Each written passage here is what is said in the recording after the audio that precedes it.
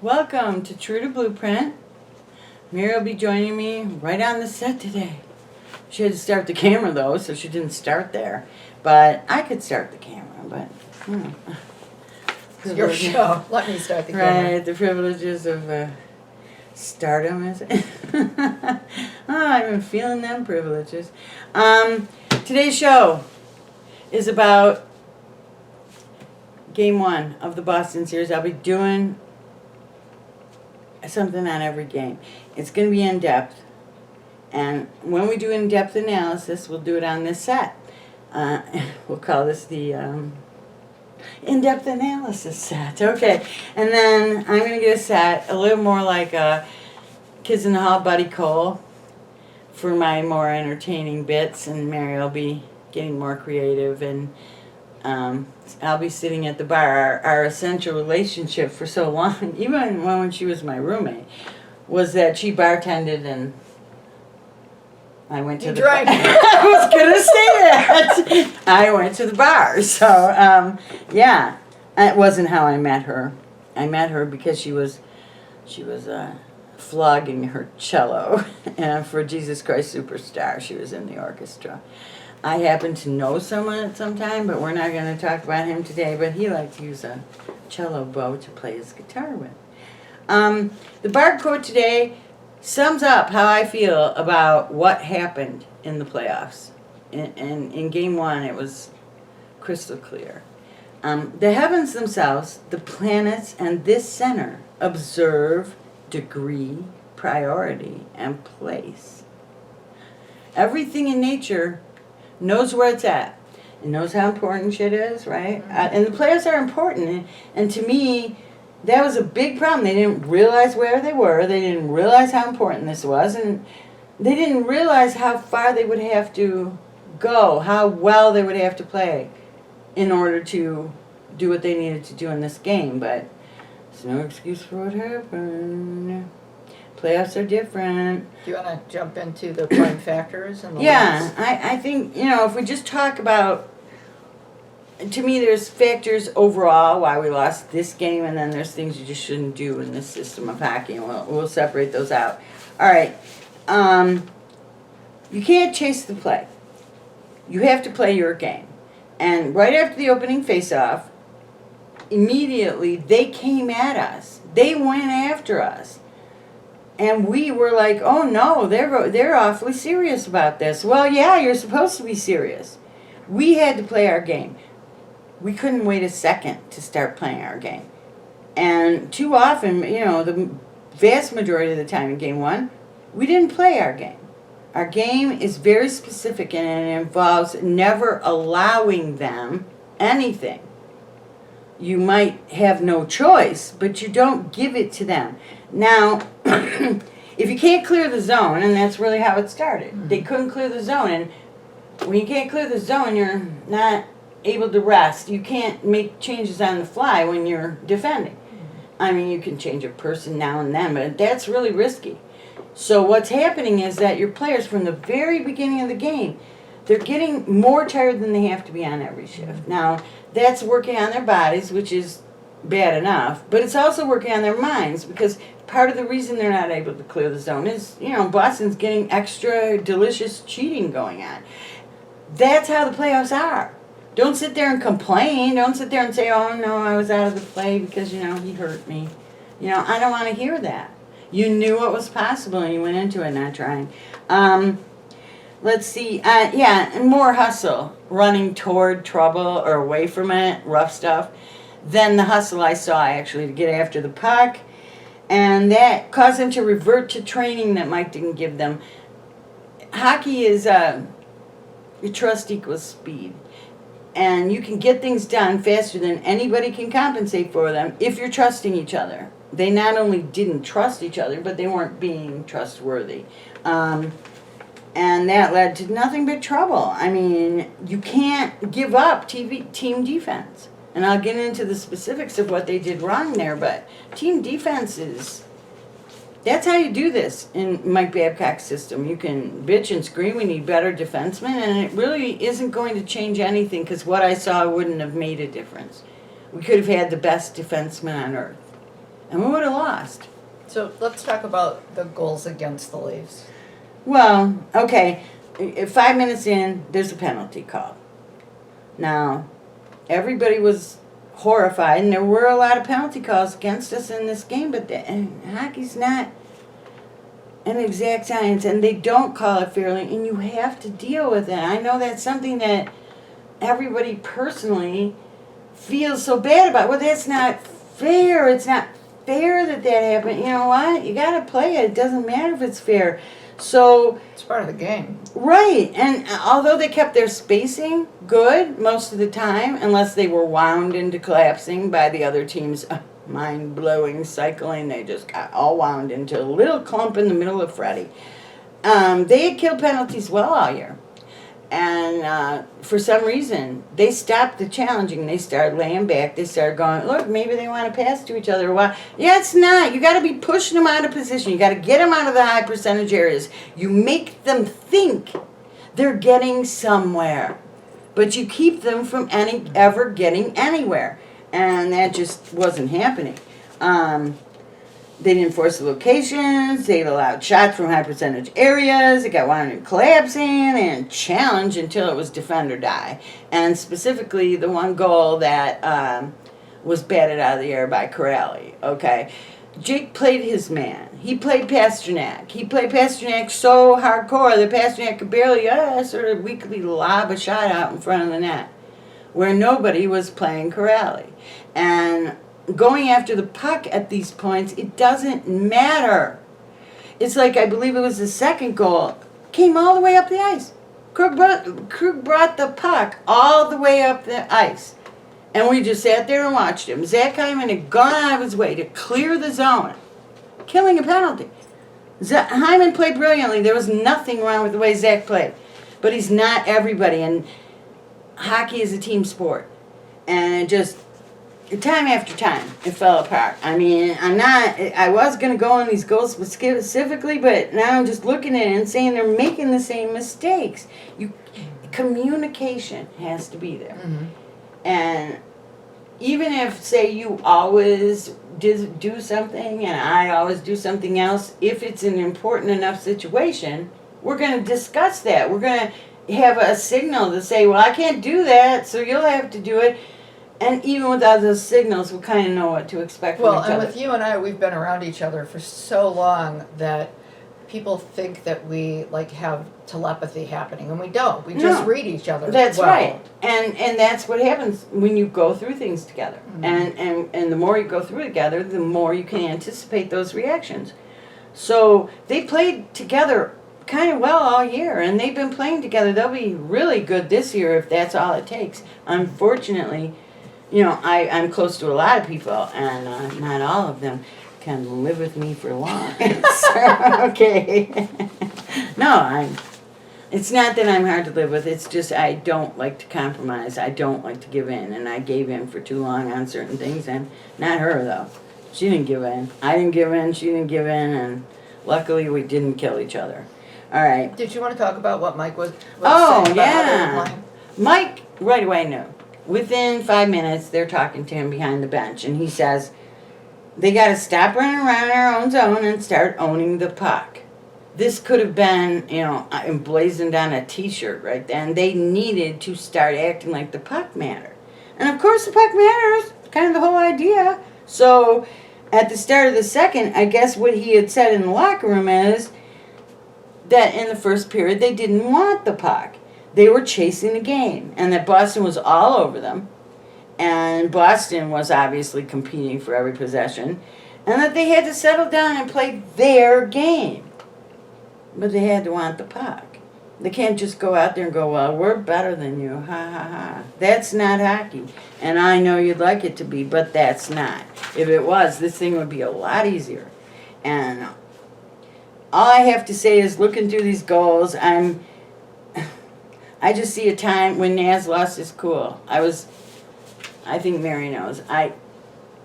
It was really, in the scope of hockey evil, it was really such a minor event. Mm.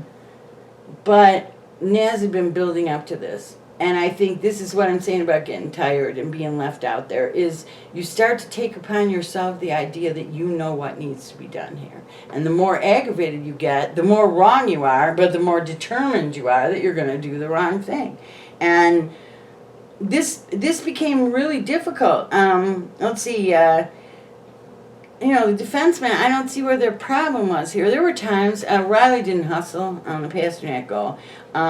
Janssen didn't go after the puck, but he's not a defenseman, but he should have gone after the puck. Kapanen didn't go after the puck.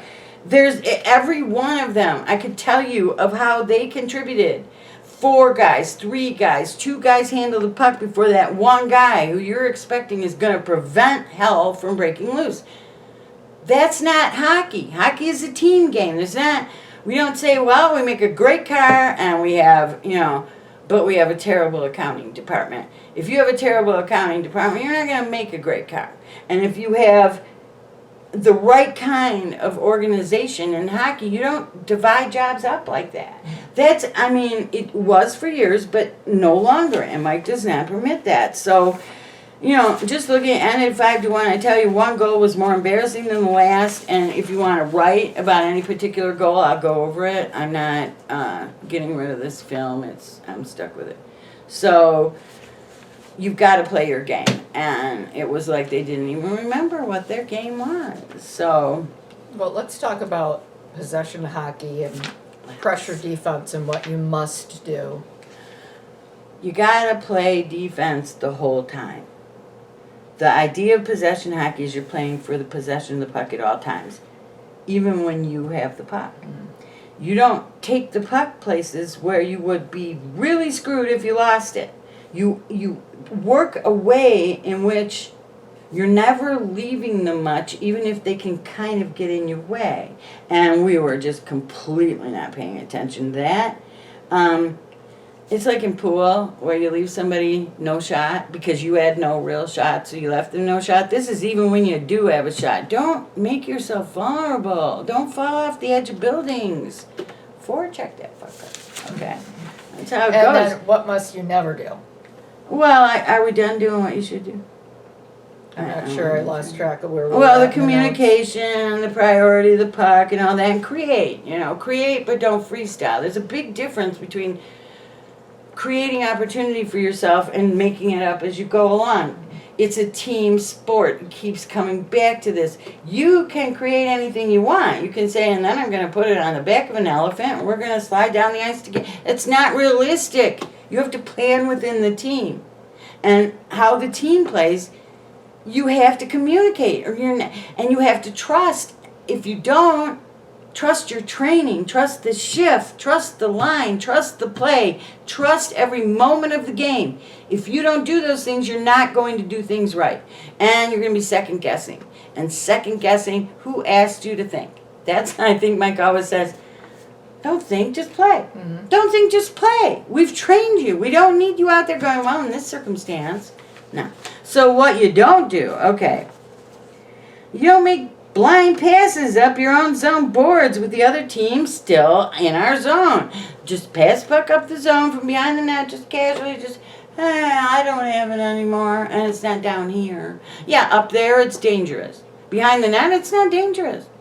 In fact, we played guys in this game passing to each other behind the net. We sent 2 guys after them. Why? Why are you sending guys after guys who are not in scoring position? You need to crowd the areas of the ice where the bad things happen. You don't, and they know this. So it's about connecting fully with the training you have. You don't give plenty of room for attackers. Okay? This is something I could not believe was happening. You're 5 feet away. There's nobody else coming that you've got to worry about. He's got the puck. He's just standing around deciding what to do, and you're letting him go get the puck. At even strength, there's no excuse. And a man short, well, you got to weigh that. You do that up by the blue line. You don't always do it either. And it's just, the whole idea is, if they don't have the puck, if they don't have position, they can't hurt us.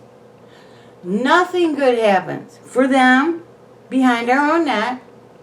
But nothing good happens for us, even more so, and only the mistakes back there committing two guys behind the net, behind our own net, to play two guys who are going nowhere and passing nowhere. What the hell is that? Go on the guys they're going to pass to and get them out of position, mess up their play from a positional level. Everything seems so damn improvised. Don't put extra into hitting someone if you're going to cost yourself the play. This is the other thing. I want you to come out of the corner with the puck. I don't want you to go in the corner, smack somebody, and go, oh, well, now nobody's got the puck. Whatever happens, happens. You can't do that. Go in and get the puck. If you can then knock him flying, good for you. And let's see. This is a hard one to say. Really, exactly. Plus, I keep reading this wrong. Get ready to rags? No. Ready to get a pass. Yeah, you have to be ready to get a pass. I've said this before. When a long pass goes for icing, it isn't just the guy who passed the puck down the ice's fault. Somebody was supposed to be there. Somebody's supposed to be on the end of every pass. So you got to do that. And what you must not do is even more interesting. And Mary, I guess, is going to turn off the camera now. Just about, we're wrapping it up. Well, I know. I think I got it all. Did I get it all? Yeah, pretty much. All right. We didn't discuss how we were going to end things, so. No, we didn't. But I'll figure something out. Not the way they did, because they gave up a goal at the end when it was 4-1. That wasn't bad enough. 5-1. And they started to play their own game in the third. But they played 12 minutes shorthanded in the third. And they didn't give up as much on penalties in terms of they weren't like digging it out and going, oh, here, I'll put it right in front of my goal. I mean, I can't tell you, that's forwards who do that. That's not Jake doing that. That's forwards who are doing that. That's even Austin Matthews going in there, winning a battle with Chara, and then going, oh, here, absentmindedly, I'll flip it right in front of my own goaltender. What? What are you doing? Well, isn't that a defenseman's job? Hey, I fired the accounting department. We're all going to do our own accounting from here on in. And the communication, that's got to be worked out. You have to understand that this is not the same, and that when you get angry, you can't play a highly disciplined game of possession hockey and pressure defense. And they didn't. All right, we're going to go into game 2. I tell you, I feel like I'm walking down a long, dark hallway because I know how this ends. Not this video. I don't know how that ends yet. But I know how this series ends. I'll be able to do more than one game probably in the next video. We'll sit on this set for analyzing hockey, and I'll act like I'm talking to Mary when really I'm ignoring her. And then we'll do entertainment, and that'll be more all-encompassing. Please like. There's a button, a thumb, and it goes up, and you hit that one. And then you subscribe, and you hit that little bell there, and they'll send you little notifications, and you can change that at any time. Also, I don't know how to explain it, but I don't have the same marketing opportunities. I don't want to give anybody any credit. Yeah. So I just want to say to Michael Lance and a few other people over there, I didn't quit. And I don't know what the hell happened. But at this point, if it's going to be trouble to have me around, then I don't want to be around. Forecheck that. This is what I do. This is what I care about. This is what I will never lie to you about. And if you have questions, I'll always answer them. Yeah, Erica asked me some good questions. I'm going to try to fit that in, but not this day because I already fit enough in. Thank you so much for watching. I certainly hope that you join us every time. And if you have questions, comments, corrections, like you know better than me, I'm just kidding. Please write them below or on my Facebook wall. My Facebook wall is open. You can't necessarily post if you're not a friend, but you can become a friend, or you can comment on one of the links to the video, and I'll also take those into consideration. Still haven't got much on Diamond Dave. Only one person sent me things, so I'm going to probably go with that. And have a wonderful week. I will be back. I promise.